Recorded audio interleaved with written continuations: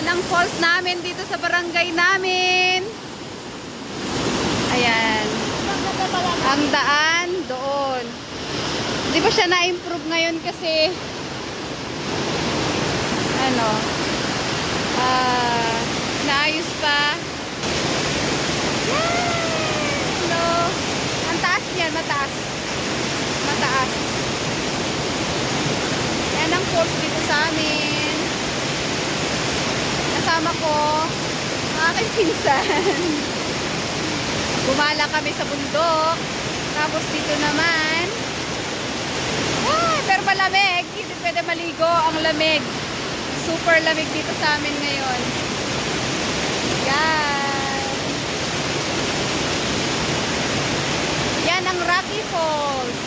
Rocky kasi maraming bato. Diba? Rocky Falls. Ingat-ingat lang kasi madulas.